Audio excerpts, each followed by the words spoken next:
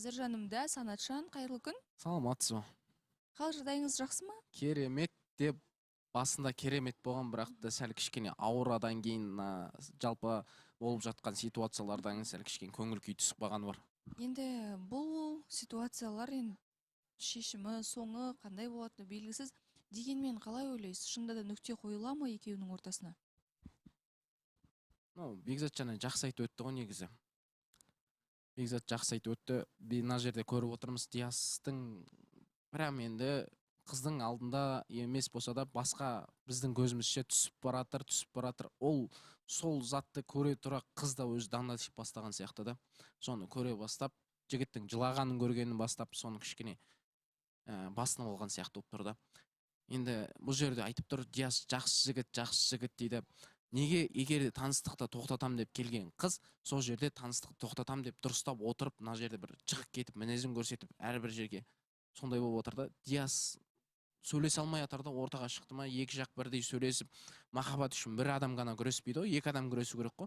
Ата-анама не дәлелдедің дейді, 10 күннің ішінде не дәлелдеу керек, ол барып ата-ана әкесімен барып таныспайды ғой. Негізі вообще отношения басталған кезде ата-ана, жалпы үшінші лишний адамдар негізі қатыспау керек. Ол жерде уже қатысты ма болды, ертең отбасы болғанда да түседі араға. Бірінші бір-біріңе дәлелдеп алу керек. Бір-біріңе дәлелдеу керек, екі жақ бір-бірін өзінің бақытты екенін өзінің әкесіне көрсету керек еді ол жерде. Міне мен осы жігіт мені бақытты қылып жатыр, мен сол жігітпен міне бақытты болып жатырмын деген сияқты көрсету керек. Ол жерде әкесі сұраған жоқ қой, сен маған доказательство алып кел, маған Диас маған не істеп жатыр деген сияқты. Бұл жерде қате не ойда, бұл жерде пікір не дәлелдеп жатсың деп ше. Бірақ та соның артында әкесінің емес өзінің бір ойы болып тұр да бұл жерде. Алай айтып кетті, маған деген бір сен ақшаңды жина, дүниеңді жина, сосын маған мына келді, маған нормальный свидание жаса дейді. Не сөз бұл деген? Сонда сен махаббатты материалдық жағдайға тақап тұрма сонда?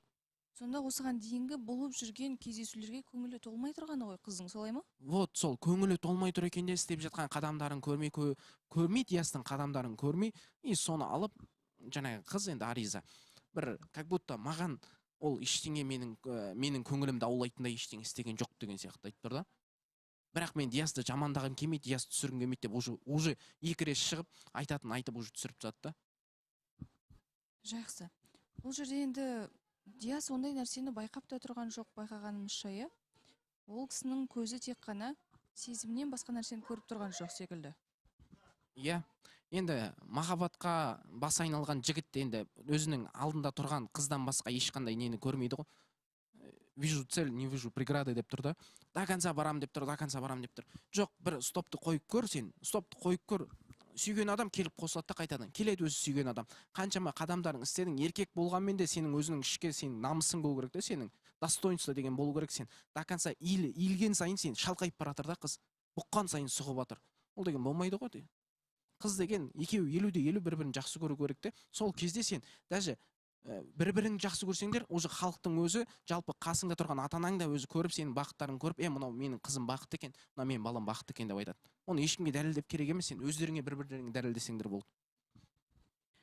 Ал енді бұл жерде дәл қазір Диас пен Аризаның сезімі қаншалықты бұл сынақтан өтеді? Нүкте қойыла ма, жоқ па? Оны алда ертеңгі эфирде білетін боламыз. Дәл қазір енді шымылдық жабылды.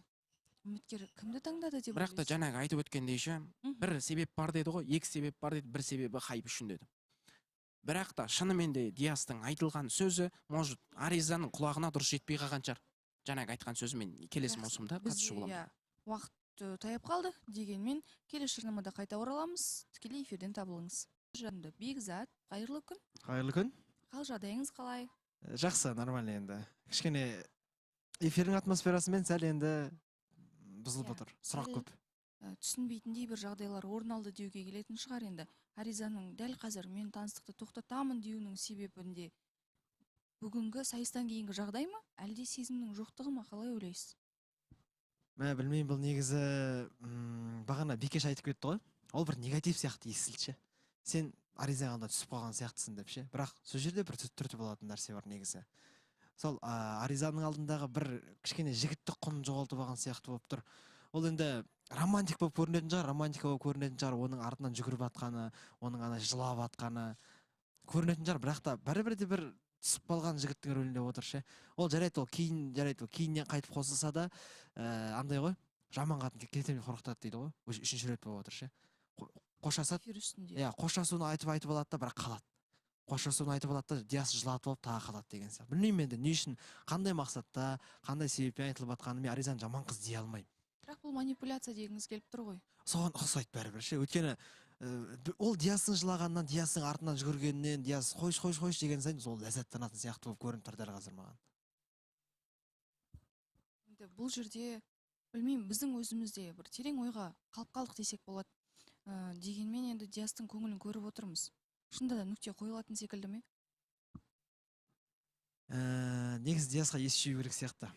Сәл басын көтеру керек сияқты. Мхм. Егер де бұл Аризаның тағы бір келесі бір ойыны болмаса, если алдындағыдай пранк деген сияқты артынан шықпаса, Диасқа ес жию керек уже, басты көтеру керек. Өйткені бағанада Ес жиғанда бұл жерде енді әрекет қалай болу керек? бірақ бізде бір тағы бір сұрақ тұрғаны, екеуінің бағана Аризаң айтып кеткенде арамыздағы шешілмей жатқан мәселе бар, оны Диас та біледі деді. Біз оны білмейміз. Білмей жатып енді сырттан томпып жеп отырмыз ғой. Мүмкін мәселе шынымен де Ариза жақта шығар. Аризаның жаңағы пайдасында шығар мүмкін.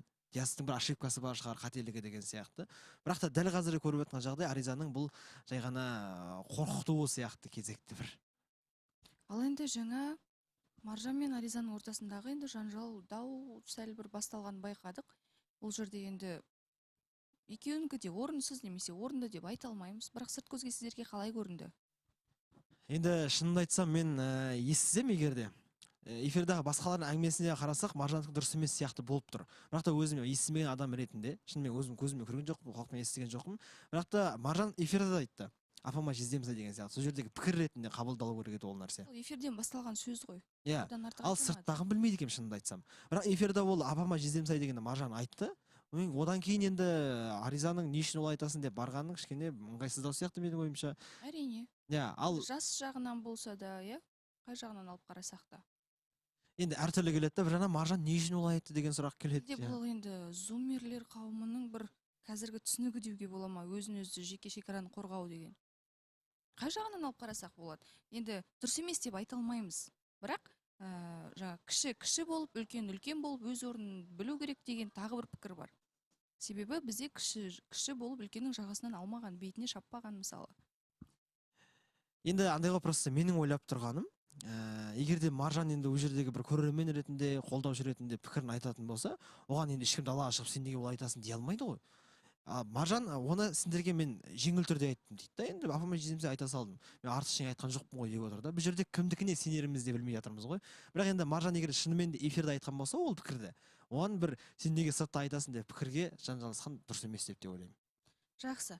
Енді бұл мәселе қалай шешімін табады? Ариза студияға орала ма? Және таныстыққа нүкте қойыла ма, жоқ па? Оны тікелей эфирде білетін боламыз. Ал енді жалпы сол сенбілік сайыста жеңіске жеткен Гүлвирамен сұрақ қойғым келіп еді, дегенмен уақыт болып қалды. Жақсы, келесі жарнамада қайта жүздесеміз.